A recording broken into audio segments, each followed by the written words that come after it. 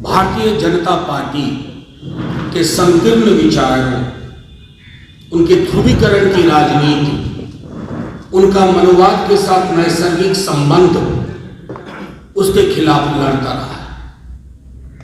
हमने कभी तराजू पे तौल के लाभ हानि के आधार पर अपनी राजनीति नहीं की कि तराजू में जो पलड़ा हमें दिखा पड़े भारी, उधर चले जाओ। आज आपसे जो बात मैं कहने जा रहा हूं बहुत चिंता का विषय है। आज से लेकर 22 जनवरी के बीच में, और मैं पुख्ता जानकारी के आधार पर कर रहा हूं, आप इनकम टैक्स, सीबीआई, ईडी की अति सक्रियता देखेंगे। एक एजेंसी दूसरे एजेंसी को फाइल देगी, वो पॉलिटिकल फाइल है जो बीजेपी के दफ्तर से आई है। इनकम टैक्स खोजने की कोशिश करेगी, कहीं छोटा सा भी कुछ मिले, वो ईडी को देगी। ईडीआई सीबीआई के बीच में बंटवारा होगा। यह भारतीय जनता पार्टी का, अमित शाह जी का, मोदी जी का चाल, चरित्र और चेहरा। 22 जनवरी में इसलिए कह रहा हूं, 22 जनवरी को प्राण प्रतिष्ठा अयोध्या, लेकिन उससे पूर्व देश के अलग अलग राज्यों में ये तीनों एजेंसीज को काम पकड़ा चुके हैं। ये पॉलिटिकली नहीं लड़ना चाहते, ये पॉलिटिकली नहीं लड़ सकते, ये पॉलिटिकली लड़ने में नाकामयाब रहे हैं, असफल रहे हैं। बिहार 2015 एक बहुत बड़ा उदाहरण है। मैं सिर्फ आपके माध्यम से ये कहता हूं कि हमें पुख्ता जानकारी है कि बिहार, झारखंड, बंगाल, तमिलनाडु, महाराष्ट्र, दिल्ली, पंजाब और अन्य राज्य निशाने पे कौन होंगे?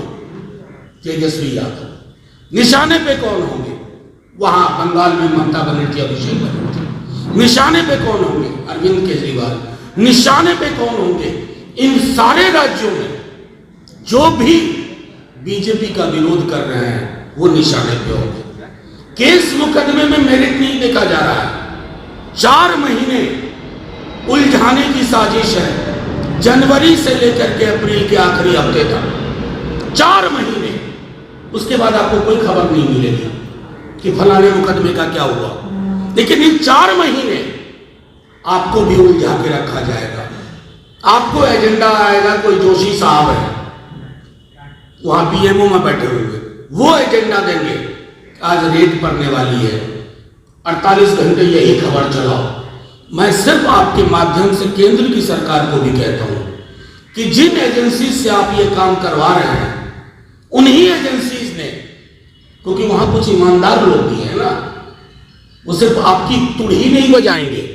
उन्होंने भी कहा है कि सर ऐसा ये लोग कोशिश कर रहे हैं कि लोकसभा चुनाव से पूर्व इन तमाम एंटी बीजेपी महत्वपूर्ण चेहरों को उलझा के रखो। और ये मैं पूरे होशो हवास में कह रहा हूं, चलाइए, छापिए।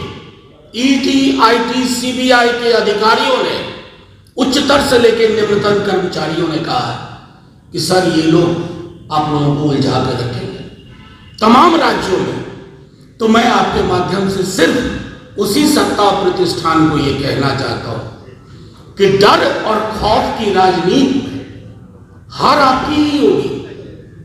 कौन से राम मर्यादा पुरुषोत्तम की प्राण प्रतिष्ठा कर रहे हो? कभी पढ़ा भी है कि राम का चरित्र क्या था? फिर आपको शर्म आएगी, आप खुद प्राण प्रतिष्ठा समारोह में नहीं जाओगे। भय मुक्त है, भय नहीं है, लेकिन भय, भूख और घृणा के खिलाफ जो लोग राजनीति करते हैं उनको किसी का भय नहीं होता। हम तो उसी के खिलाफ की राजनीति कर रहे हैं। बस आप लोग चूंकि इतनी बंदिशों के बावजूद आप हमारी बात पहुंचाते हैं, आप हमारे नेता तेजस्वी जी की या लालू जी की बात पहुंचाते हैं। हम सिर्फ इतना बताना चाहते हैं कि हमें खबर है कि सिर्फ हमें ही नहीं, आप देश के अलग अलग राज्यों में कल से सक्रिय होंगे। खास तौर पर 22 तारीख तक, 22 तारीख के बाद 10 दिन आप कुछ और करिएगा, लेकिन 22 तक आप इस कार्य को अंजाम देने जा रहे हैं। और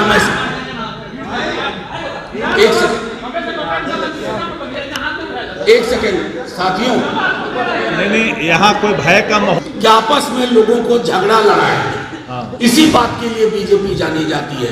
बीजेपी जैसा मत बनिए, बस ये आग्रह है। इस तरफ इशारा किया आपने कि आज से 22 जनवरी के बीच में कुछ बड़ा हो सकता है, जांच एजेंसियां एक्टिव हो सकती है। आपको क्या लगता है कि तेजस्वी यादव की तरफ अब वो कुछ तैयारी चल रही है, क्या बड़ी तैयारी चल रही है? देखिए, एक बात तो मैं सीधे तौर पे कहूं, सिर्फ बिहार में ही नहीं, अलग अलग राज्यों में, और चूंकि कई अधिकारी ईमानदार हैं, वो तैयार नहीं हो रहे इसके लिए। उन्हें कहा जा रहा है कि समन भेजो, इसको उठाओ, उनको उलझाओ।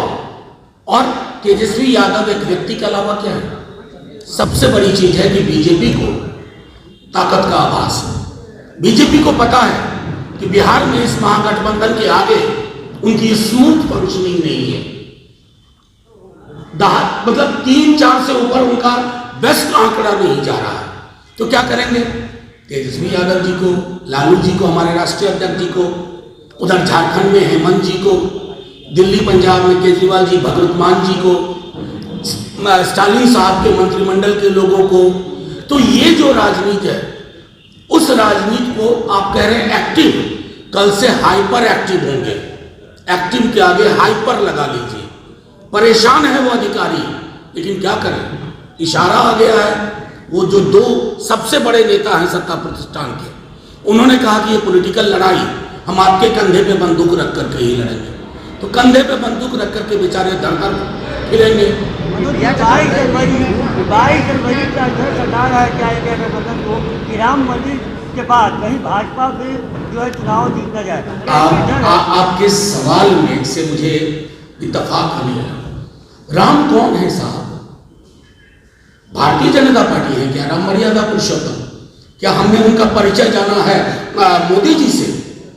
मर्यादा पुरुषोत्तम की सबसे बेहतर अवधारणा गांधी की थी, हे राम। उस अवधारणा से मीलों दूर है भाजपा वाले।